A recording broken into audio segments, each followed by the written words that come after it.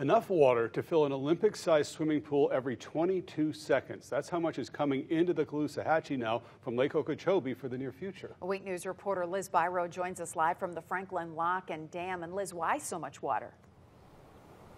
Lois, because the lake is too high and the Army Corps says they need to get it down. Now, this is the WP Franklin Lock and Dam, or S79. This is the last lock before water from Lake Okeechobee flows freely through the Caloosahatchee. And this is what max releases and rain runoff look like. Now, releases started Saturday because the lake is just too high, over 16 feet.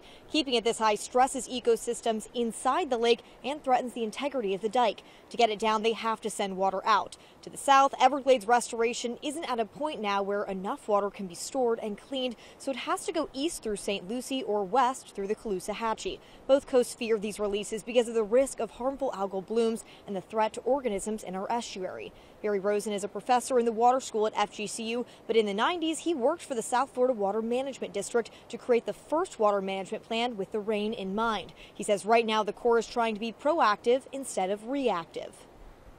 We don't have the big blooms to deal with, so better to get it out now and hope that we are being preventative, because what if this rainfall keeps happening because it's El Nino and the lake gets fuller and fuller and we have greater and greater discharges? Eventually it'll be warm enough to support a good-sized algal bloom.